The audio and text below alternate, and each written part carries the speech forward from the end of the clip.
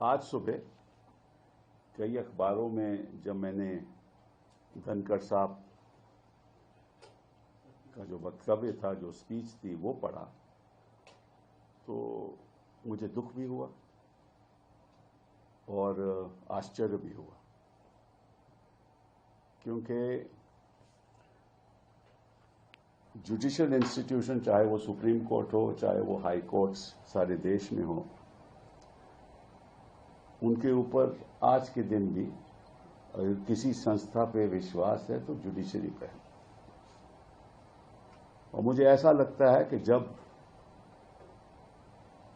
कुछ सरकार के लोगों को जुडिशरी के निर्णय पसंद नहीं आते तो फिर वो आरोप लगाना शुरू कर देते हैं कि ये हद से बाहर है, और जब उनको पसंद आते हैं तो फिर विपक्ष को कहते हैं ये तो सुप्रीम कोर्ट ने फैसला किया।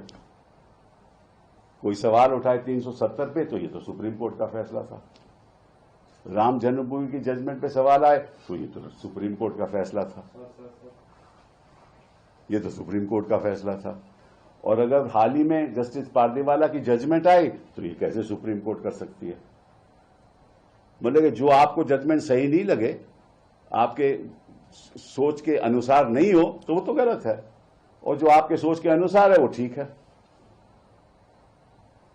और एक कॉन्स्टिट्यूशनल फंक्शनरी को ऐसी बात कहनी मैं समझता हूं उचित नहीं है। मैं उनका बड़ा आदर करता हूं, लेकिन आपने कह दिया कि article 142 is nuclear fissile material, nuclear missile. ये कैसे कह सकते हैं आप? आपको मालूम है कि आर्टिकल 142 के द्वारा सुप्रीम कोर्ट को संविधान ने यह हक दिया है। ये किसी सरकार ने हक नहीं दिया, संविधान ने हक दिया है टू डू कंप्लीट जस्टिस। पहली बात ये।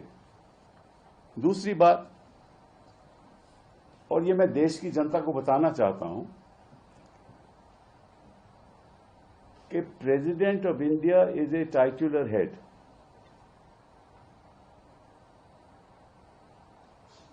जब प्रेसिडेंट अपनी फंक्शंस करती हैं, वो कैबिनेट की एडवाइस के अनुसार करते हैं।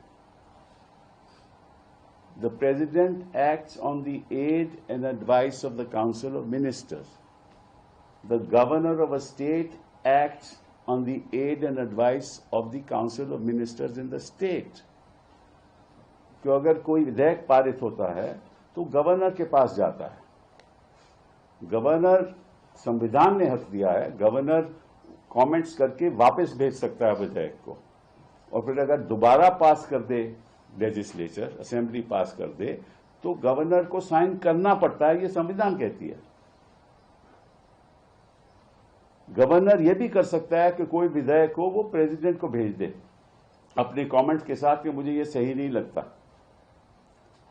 और प्रेसिडेंट अपने व्यक्तिगत अनुसार कुछ नहीं करती। President acts on the aid and advice of the council of ministers. वो बात सरकार, केंद्र सरकार पे जाती है, केंद्र सरकार के काउंसिल ऑफ मिनिस्टर्स पे जाती है।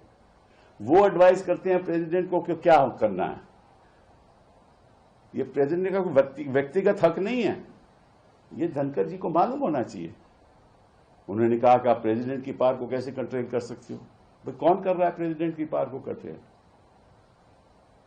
मैं उदाहरण के तौर से आपको बताना चाहता हूं कि एक गवर्नर के पास विधेयक जाए और वो 2 साल वहां पड़ा रहे, वो अहम विधेयक हो कि जिसकी जनता के प्रति कई चीजें करनी हो, तो गवर्नर क्या बैठ सकता है? 2 साल बैठ सकता है उस मामले में, और कोर्ट को कोई अधिकार नहीं है कुछ करने का।